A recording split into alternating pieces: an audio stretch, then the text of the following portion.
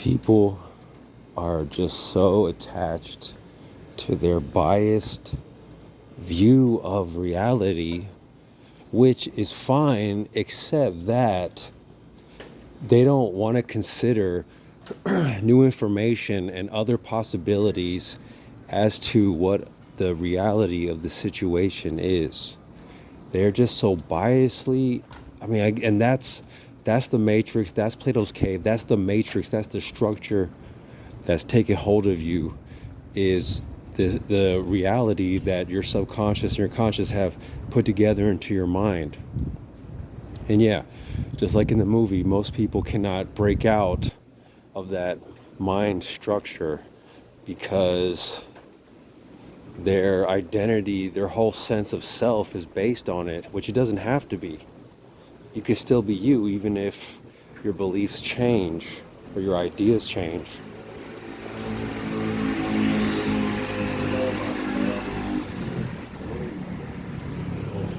So, and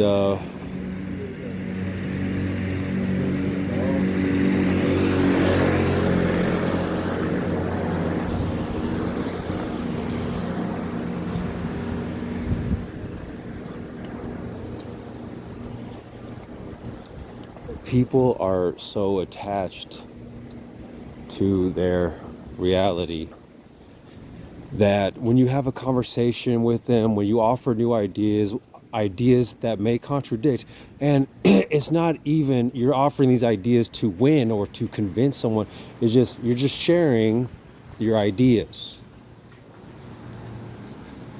Not just sharing your ideas, but I'm sharing these ideas with elaboration, explanation, examples. I have backup for it. Not to say that that means it's true, but at least there is some information to back it up. And then what do people do? They just shut down the conversation. Sometimes they get mad at you. Sometimes they start calling you names. The ad hominem attacks. Or if they're kinder and they'll still just shut down the conversation, be like, let's talk about something else. Why? Because they don't want to look at some painful truth. They're experiencing the cognitive dissonance. Why do you not want to see a potentially new truth? Okay, yeah, certain things I can understand. If it's like a super dark thing, then it's like, yeah, you probably don't want to think about that. But I guess that's what it is. A lot of this stuff is really dark for a lot of people. The truth of what's going on, because on the surface there is an image that's presented, and then underneath there's a whole lot more going on. So here's the thing, and it's not only it's religion, it's politics, it's any hot topic that people base their identities around. I am this. Then the very last thing in the world they want is any information that could make them change that, because their ego is based on it, their identity. When I say ego, I'm not necessarily saying it's like inflated ego. I'm just saying it's their sense of identity, their sense of self. But here's the thing. That's not really even your true self. Your true self is way deeper, more expansive, and directly connected to the higher spiritual forces. There's so many different ways you can say it. That's just one way to say it. So the key thing here is, if you're too rigid, you're going to break. You want to bend, not break. You want to be like the plants swaying in the wind. They don't break because they're flexible. It doesn't necessarily mean you have to jump on it and just accept someone saying it's true. But you shouldn't be afraid of it, that you want to just shut down the conversation. And if your identity needs to change, your beliefs about yourself, and is based on something real, I can understand that can be very scary. Just like I heard one story that this guy, he got ejected from a cult, and it was like, it just really messed him up. he was like a broken man.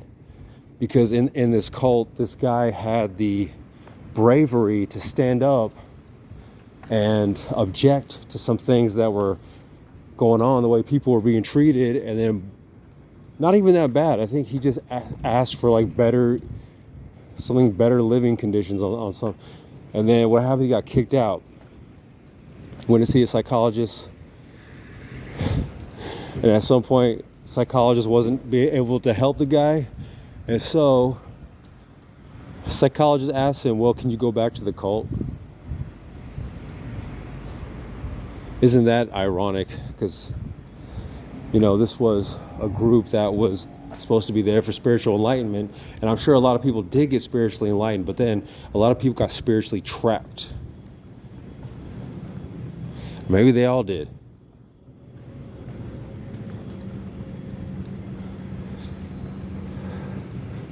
I mean, if you're really so enlightened, is that what you should be doing? Is just staying in a very closed group of people and avoiding the rest of the world? Or should you be testing the mettle of your enlightenment in the world? Test it against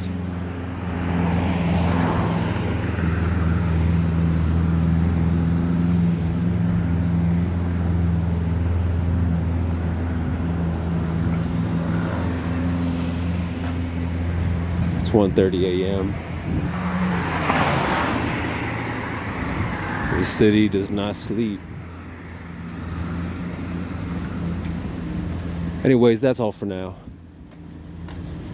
Don't be so holding and hard on to your beliefs and ideas. I mean, you should at least be able to look at other ideas and consider it and not be scared. See, if you're scared, that means you're not facing something. That means you're not being real. You're not being real with it. And if you're not being real with it, then, like, what are we trying to do? Get lost in a maze of illusions? No, we're looking for the real.